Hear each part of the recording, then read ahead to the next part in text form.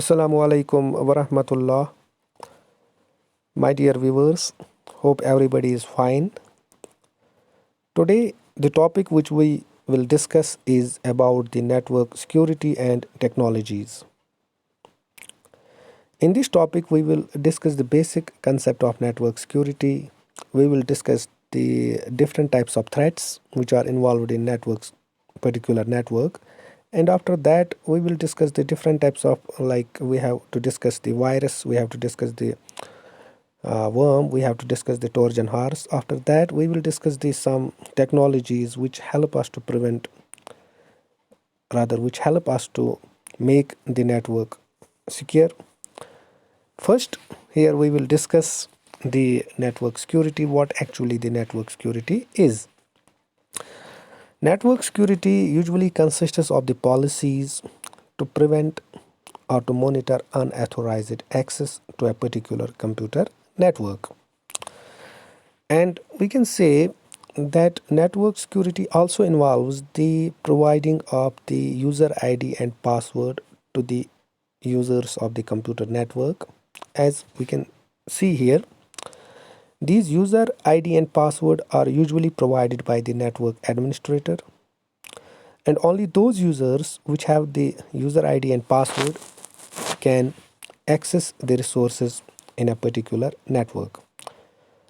So we can say network security involves the policies, it will involve the protocols, it involves we can say other things such as providing of the user ID and password by the network administrator so as to make the network secure, and the resources present in our network are only made available to the legal users. Now we will discuss the network threats. There are usually 4 types of network threats. First type of threat is unstructured threat. Usually these threats come from the inexperienced individuals. Usually there are some persons, they are using some basic codes and they want to access a particular resource from a computer, but the persons who are, we can say, try to attack the particular network are not experienced and they are not professional. Such threats we define as unstructured threats. The second type of threat is structured threat. This is more dangerous than unstructured threats. These threats usually come from hackers, and these hackers are very professional, very motivated. They have the goal behind the attack. That is, when they attack a particular network, they work with motivation and they have the goal what to attack and why to attack. And they know the coding, they know the network structure. So these type of threats are very dangerous as compared to unstructured threats. Another classification of the network threat is external threats. These threats can arise from an individual or organization working outside of a company. Since they do not have access to the computer network, they work their own way by using different codes via internet. They want to access into a particular network. And the most common threat is internal threat. Internal threat that occurs usually by a person who have access to a particular network. For example, they have an account on a particular network and they are the legal users, we can say, of a particular network. And as per the record of FBI, internal threats count about 60 to 80% of reported incidents. That if we have 100 threats coming to a particular network, mostly are from internal persons, internal users which are working in a particular organization. So these are different types of network threats which we can face in a particular computer network. Now we will discuss the important topic, that is what is actually the virus. What virus actually is, as we can say, a virus is a malicious code. That is, it is a bad code, bad software which alter the way a computer operates. For example, if a computer is operating normally, when virus infects that very computer, the normal functioning of computer gets affected. Similarly, we can say that virus also affects the particular software in a computer network. What actually the virus is and how it affects the computer? It usually gets attached to a particular program file or a particular document. Once that document reaches to a particular, we can say, particular computer or a particular network, this code gets executed. Once we open that very infected program or infected file, the virus gets executed. Once it gets executed, it disturbs the other normal functioning of a particular computer. So it is a malicious code, as a, we can say, it is a bad code which has been designed to disturb the normal functioning of a particular computer. There is another type of program that is bad program, like virus, that is computer worm. There is a difference between worm and virus that we will discuss in the next slide. What actually a computer worm is? It is a stand-alone malware or a computer program that replicates itself in order to separate to other computers. That is, once a particular computer gets affected, it replicates itself using the network. It gets transferred to another computer, and that very computer gets affected. In this way, it reaches to every computer in a particular network, and whole network gets infected. So once a particular network gets infected, it uses the same strategy. Via network, it transfers to another network, and that network also gets infected by this worm. So now, what is the basic difference? That's very important to listen here. Difference between internet virus and internet worm. First, virus needs a host file. That is, virus needs a carrier. Virus usually gets attached to a particular program or a particular document, whereas worm does not need a carrier. It gets infected in a computer network, and it replicates itself, and via network, it gets transferred to a particular to other computer in a network. Virus needs human intervention. That is, until and unless you don't execute an infected file or infected program, the virus remains dormant. It does not affect the computer. Whereas worm replicates itself and it gets transferred to other computer using computer network. It usually infects files and infects other systems by sharing the files. Usually the worm, on the other hand, infects computers and separate over the computer network.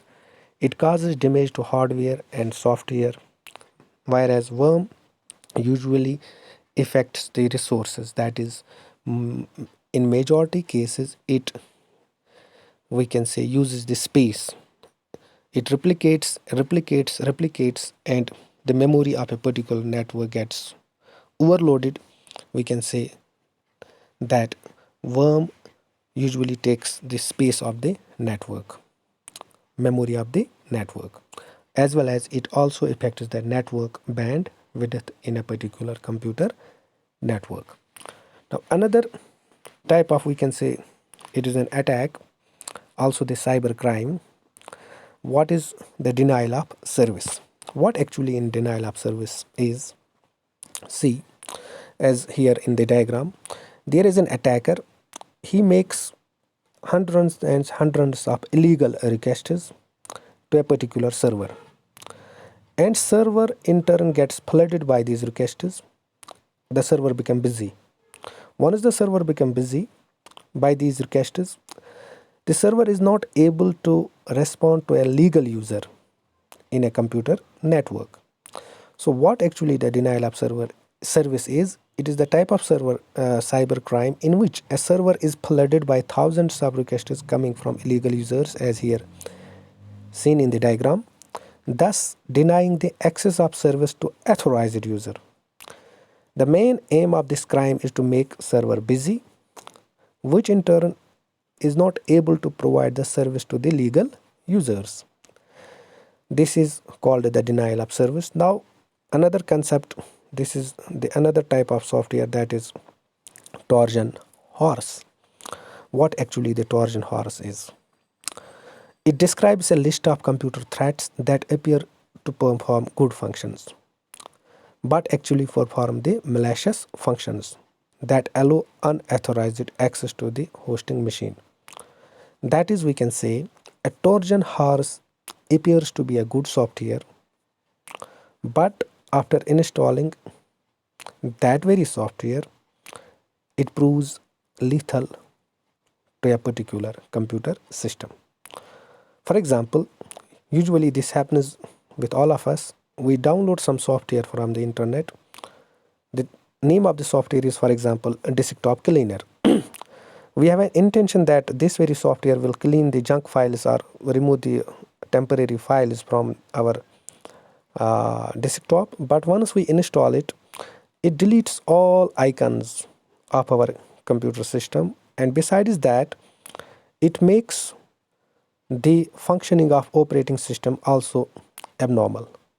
So what actually Trojan horse is, it is like it appears a good software, but once we install it, it does the bad work in the computer network or in a particular computer system.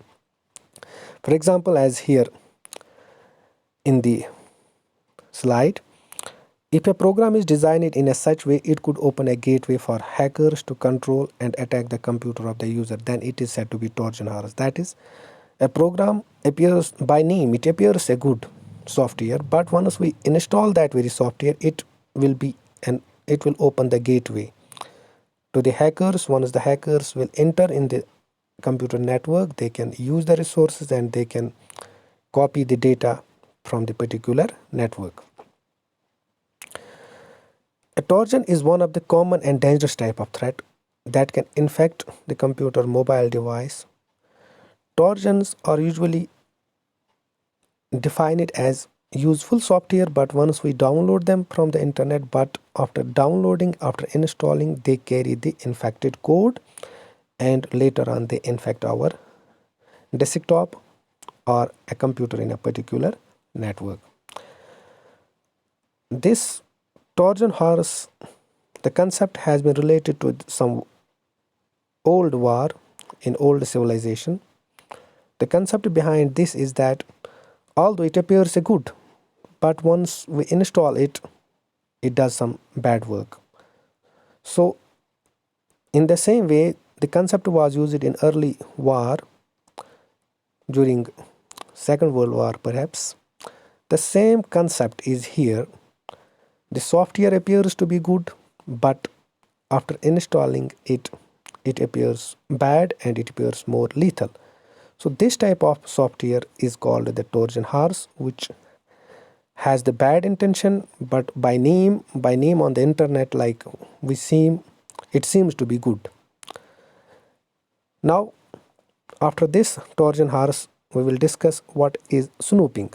Snooping is simply unauthorized access to the personal data, another person's data. Simply, snooping can include the casual observance of the email. For example, as seen in the diagram, the person is typing user ID password while the lady on the next side is just getting the user ID and password. This is simple way of snooping. That is, if we try to get the user ID and password of a particular person, and later on we can use that user ID and password, and we can get access to his information or to her information. This is the example of snooping. So hacking, since this is one way of snooping, there are another way of snooping. That is, usually what hackers do, they send the emails like with bumper. There is a message with some, you have won some 1 crore rupee, click on this, and they send some bumper message, like some bumper, we can say some messages which are like more beautiful. There is a message, you have won like 1 crore, you can get like 10 lakhs loan, click on this. Although those softwares are like they have the purpose to get your user ID and password. This is another that is another example of snooping, that hackers usually use those softwares, those links they provide with email or some with other document. Once a user click on that very link or that very offer, in turn the user hacker gets the user ID and password of that particular user, and once he, that is hacker, gets the user ID and password, he can easily get access to his or resources in his account. Now, what are actually the network security measures? Network security measures define first here, that is antivirus. What is antivirus? It is a software used to safeguard a computer for a virus, that is malware, or a computer worm or a Trojan horse. Antivirus can detect, prevent, clean up computer virus which may attempt to infect your computer system. For example, these are the most common antiviruses available today. Like we have AVG, we have Avasta, we have Avera, we have Kaspersky, we have Bitdefender. Though we have another type of this antivirus. These are different antiviruses. What are they actually? They are the softwares which are used to prevent our network, prevent our computer from viruses, from worms, from Trojan horses. But we must say here that antivirus must be updated. If we don't update our antivirus, we can't protect our system. Since every new day, even after every 10 minutes, you will find new viruses in a computer network, you will find new worms, you will find new Trojan horses in the computer network. So need of the hour is to install the antivirus, and after installing we need to update that very antivirus on regular intervals. Now what's firewall? What is firewall? This is another network security measure. Firewall play important role in providing network security and integrity. A firewall is a set of programs located on a network server that protect network from users of other network. As here seen in the diagram, here is the firewall. You have the network, home network, it is connected to the internet. A firewall is like it filters the data, it filters the network, we can say it prevents the network from illegal users, from unauthorized users, and also it prevents the network from the attack from hackers. So we can say it plays an important role in network security and integrity of a particular network. And since, as shown in the diagram, there is the data coming, it goes for the filtration. It actually checks which is good data and which is bad data, which is rather good program and which is bad program. After filtering only authenticated data and authenticated, we can say, programs are allowed to get into the home, rather private network. So this is the concept of firewall. After that, there is a concept, it is also the network security measure, that is intrusion detection. What actually intrusion detection is? Actually, IDS, called intrusion detection system, is a device or a software that monitors network or system of activities for malicious activities, policy violations, and produces electronic report to the management station. As here in the diagram, we can see this is the IDS, this is the firewall, this is the router, this is the internet, and this is the home network. What actually IDS is? It can be a network based or a host based or application based. IDS functions in a generic way, that is, it input data from the system is collected and processed in a particular format. The data items are classified as threat or harmless. If a threat is detected, then a response is produced, usually in the form of an alert to a system administrator. So IDS is a system which prevents our network from illegal users from intrusions from the other network. So it is usually the responsibility of the network administrator to manage this IDS. Once this IDS finds a particular fault in a particular program, or it finds a particular bad program or a bad file is in a particular network, it reports immediately this to the network administrator. And once network administrator gets informed by this illegal user or by this infected file or infected program, it is reported, and once it is reported, an action is overtaken by the network administrator. So IDS is like protecting the computer network from illegal users, from intrusions coming from the internet. In this way, we have discussed the intrusion detection system. So almost we have discussed the network security measure, we have discussed the types of threats, we have discussed the virus, the worm, the difference between virus and worm, and we have discussed the denial of service, we have discussed the snooping, and we have discussed the Torjan horse. After that, we discussed the IDS. The next topic of the networking will be discussed in the next session. Thanks for watching, and a request from my side is please subscribe, like and share this video so that the maximum concerned students or concerned viewers will get benefited. Thank you very much.